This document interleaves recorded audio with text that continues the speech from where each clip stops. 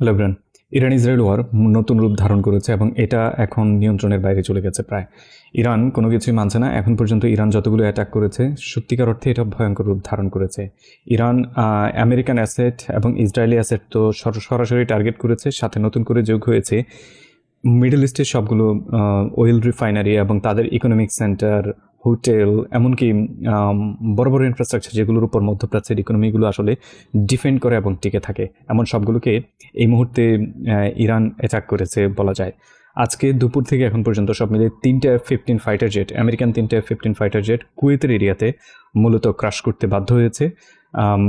Iranian missile তাদেরকে hit করেছে এবং 3টা ফাইটার জেটের পাইলট সম্ভবত সেফলি এক্সিট করতে পেরেছে এবং ফিফথ নেভাল বেস যেটা ছিল এটা এন্টারলি ডিস্ট্রয় করে দিয়েছে। এবং পেন্টাগনের এবং সিআইএর এক্স অ্যানালিস্টের মতে তাদের আমেরিকান যেসব ডিস্ট্রয়ার এবং মিলিটারি ভেহিকল, নেভাল ভেহিকল রয়েছে, তারা এতদিন যে রিফিলিংটা করতে পারতো কুয়েতে এবং এন্টার মিডল ইস্টকে পেট্রোলিং করার জন্য তাদের যে সিস্টেম তারা এখানে তৈরি করেছিল, তার ওভারনাইটে সব কিছু ইরান ডিস্ট্রয় করে দিয়েছে। এবং এটা তৈরি করার জন্য, এগুলো তৈরি করার জন্য অ্যাকচুয়ালি বাহরাইন, কুয়েত এবং কাতার, ইউএইতে এন্টার পার্সিয়ান গলফের নিয়ন্ত্রণ রাখার জন্য এই যে ইনফ্রাস্ট্রাকচার তারা তৈরি করেছে, এটা তৈরি করতে তাদেরকে অন্তত 2 দশকের বেশি সময় ব্যয় করতে হয়েছে, আর্কিটেক্ট ডিজাইন করতে হয়েছে, দেন সেগুলোকে কিভাবে কাজে লাগাবে সেই ডিজাইন করতে হয়েছে, গভর্নমেন্টগুলোকে মানাতে হয়েছে, সাধারণ মানুষকে বোকা বানাতে হয়েছে।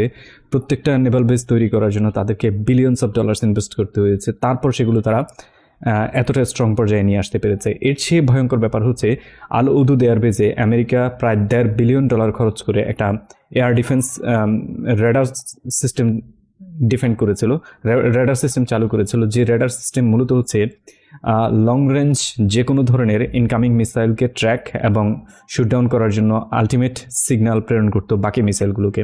সো ওই রেডার সিস্টেমটা, এন্টার রেডার সিস্টেমটা মূলত শাহেদ ড্রোন দিয়ে ইরান পুরোপুরিভাবে ডিস্ট্রয় করে দিয়েছে। $1.5 বিলিয়ন বেশি যে সিস্টেমের পেছনে আমেরিকা খরচ করেছে, কাতারকে বোকা বানাতে হয়েছে, এন্টায়ার কাতারে পুরো নিজেদের স্থিতি ঘটতে হয়েছে, তার সব কিছু ওভারনাইটে ইরান মূলত ডিস্ট্রয় করে দিয়েছে। আরও অনেক কিছু রয়েছে, যার মধ্যে অন্যতম একটা হচ্ছে সৌদি আরবের সবচেয়ে বড় অয়েল রিফাইনারিতে আজকে মূলত সম্ভবত গতকালকে রাতে সরাসরি ড্রোন অ্যাটাক হয়েছে এবং সেই রিফাইনারি এখনও চলছে। সেটা আসলে এখন আর ঠিক নেই। কাতার, কুয়েত এবং ইউএই থেকে যতগুলো মানে হোটেল রয়েছে, 4 স্টার 5 স্টার ধরনের যত হোটেল রয়েছে, সবগুলো হোটেলে মূলত সাধারণ মানুষ এখন মানে অতিথিরা এখন বসবাস করতে হচ্ছে মূলত গ্যারেজে কিংবা নিরাপদ কোনো স্থানে যেখানে সিভিলিয়ান খুব বেশি বসবাস করে, বড় ইনফ্রাস্ট্রাকচার নেই, টার্গেট করার মতো বেটার কোনো ইনফ্রাস্ট্রাকচার নেই, সেখানে গিয়ে থাকতে হচ্ছে। এবং হাজার হাজার যাত্রী আটকা পড়েছে পুরো মধ্যপ্রাচ্যে। এখন পর্যন্ত প্রায় 3,400 ফ্লাইট পুরোপুরিভাবে বাতিল হয়ে গেছে এবং সব যাত্রী মূলত এই মধ্যপ্রাচ্যের সবগুলো দেশেই আটকা আছে। এবং এর মধ্যে সবচেয়ে ক্রিটিক্যাল অবস্থা হচ্ছে মূলত ইউএইতে, আলটিমেটলি দুবাইতে। এবং পুরো মধ্যপ্রাচ্যের অবস্থা এখন সত্যিকার অর্থে বেশ বিভীষিকাময় হয়ে উঠেছে। অ্যান্ড ইউএসের মিলিটারি ইনফ্রাস্ট্রাকচার যেভাবে ধ্বংস হচ্ছে সেটা কল্পনাতে ছিল, এবং ইউএসএ মূলত নিজের মিলিটারি ইনফ্রাস্ট্রাকচার এখন আর সেভের দিকে তাকাচ্ছে না, বরং রিজন ছেড়ে দিয়ে চলে যাচ্ছে। কিছু নিউজ পেয়েছি যে আব্রাহাম লিঙ্কন এয়ারক্রাফট ক্যারিয়ার মূলত অ্যারাবিয়ান সি এরিয়া ছেড়ে দিয়ে চলে যাচ্ছে। কতটুকু সত্য কতটুকু মিথ্যা সেটা আসলে নিশ্চিত করা যায়নি, কিন্তু ইরান যেভাবে অ্যাটাক করে যাচ্ছে ওই অ্যাটাকের ধরনে নিশ্চিতভাবে বলা যায় যে অ্যাটলিস্ট নিজেদের গা বাঁচাতে হলে এই এরিয়া তাদেরকে ছেড়ে দিতে হবে আলটিমেটলি। এবং এর সাথে যুক্ত হয়েছে এন্টায়ার মেরিন ক্যাপাসিটির, ইউএসের মেরিন ক্যাপাসিটি মূলত ডিসিমেটেড, এবং তারা মূলত কোনোভাবেই বেটার কোনো রেজাল্ট দিতে পারছে না। এবং তাদের নিজেদেরকে রক্ষা করার জন্য যে পরিমাণ মিসাইল দরকার সেটার আসলে স্টক ফাইল তাদের কাছে নেই। সবচেয়ে ইন্টারেস্টিং পার্ট হচ্ছে ইরানিয়ান ব্যালিস্টিক মিসাইল মূলত এতটাই ভয়ঙ্করভাবে অ্যাটাক করে যাচ্ছে যে 8 থেকে 10টা মিসাইল দিয়ে মূলত তাদেরকে আসলে ঠেকিয়ে দেওয়া সম্ভব হচ্ছে না। So cost versus demand and supply, এই দুইটার কাছে মূলত আমেরিকা মার খাচ্ছে। সাথে যুক্ত হয়েছে নতুন করে ফাইটার জেট পর্যন্ত আজকে ক্রাশ করতে হয়েছে। সো ওয়ারের এখন পর্যন্ত যতটুকু পরিস্থিতি গেছে, প্রথম 2 দিন মনে হয়েছে যে ইরানের পক্ষে কোনো পরিস্থিতি নেই, কিন্তু ইরান ফাইট ব্যাক করার পরে এখন যেটা দেখা যাচ্ছে যে বাকি কান্ট্রিগুলো এখন নিজেদের হিসাব করতে শুরু করেছে তারা আসলে কিভাবে টিকবে।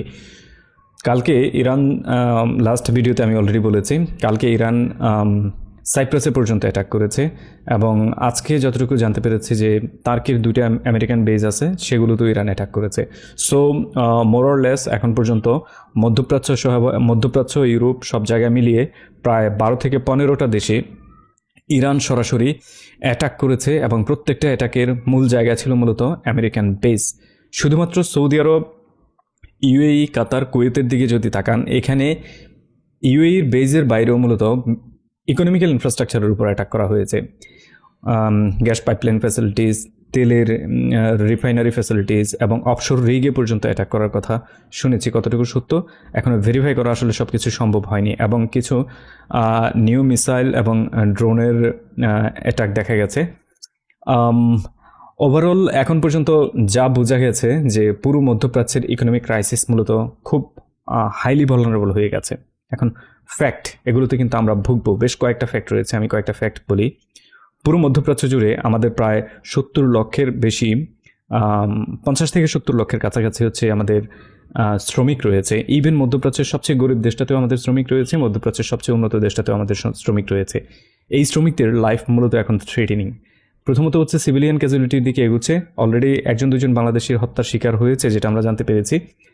এভাবে যদি মিসাইল সিভিলিয়ান ইনফ্রাস্ট্রাকচারে পড়তে থাকে, সিভিলিয়ান হাউসে গিয়ে পড়তে থাকে, তাহলে এই ক্যাজুয়ালিটির সংখ্যা আরও বাড়তে শুরু করবে এবং আমরা আমাদের ভাই বোনদের মূলত হারাবো, এটা ক্লিয়ারলি দেখা যাচ্ছে। নাম্বার 2, তাদের জব হারাবে, কারণ আমেরিকার আগ্রাসনের মাথায় পড়ে সৌদি আরব যে নাচানাচি করেছে এতদিন, এখন ইরানের অ্যাটাক যে আমেরিকা নিজেই ঠেকাতে পারছে না এবং এতে যে মধ্যপ্রাচ্যে পুরো সবগুলো দেশের ইকোনমি তলানিতে যাবে, তাদের ইনফ্রাস্ট্রাকচার যখন ধ্বংস হয়ে যাবে, তাদের এই সব কিছু টেনে তুলতে অ্যাটলিস্ট দশকের মতো সময় লেগে যাবে।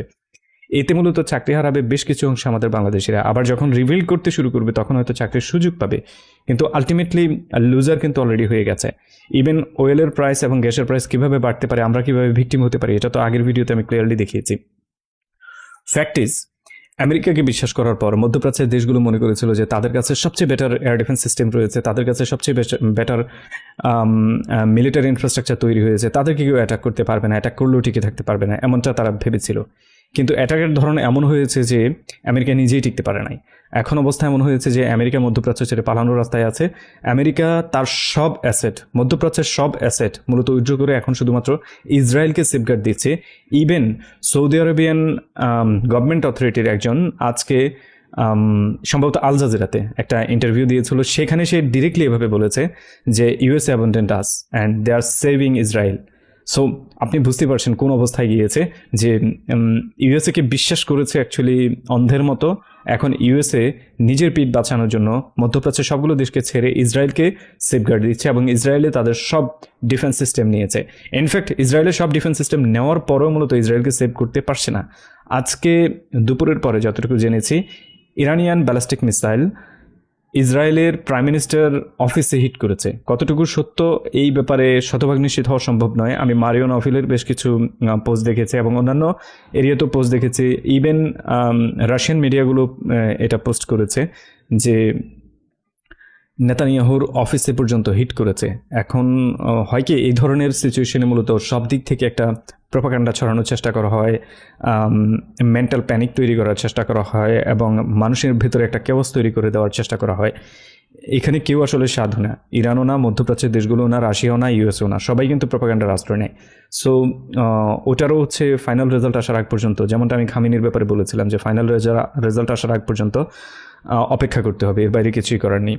সো যা দেখতে পাচ্ছি, মানে পরিস্থিতি out of control, fully out of control. এখন আপনি ভাবেন কত $1 বিলিয়ন লস হয়েছে। মানে এন্টায়ার রিজনে আমেরিকা তার মিলিটারি ইনফ্রাস্ট্রাকচার ডেভেলপ করার জন্য দশকের পর দশক পরিশ্রম করেছে, $বিলিয়নস ইনভেস্ট করেছে, ইন্টেলিজেন্স রেডি করেছে, প্রত্যেকটা আরব দেশকে গাধা বোকা বানাতে হয়েছে এবং এই সবগুলো এখন ডিস্ট্রয় হওয়ার পথে রয়েছে। আমি যতটুকু এখন দেখতে পাচ্ছি, ইসরায়েল এবং আমেরিকার বিরুদ্ধে ইরান মূলত হচ্ছে টোটালি ইকোনমিক কলাপস এবং মিলিটারি ডিস্ট্রাকশনের দিকে নিয়ে যাওয়ার পথে এগুচ্ছে।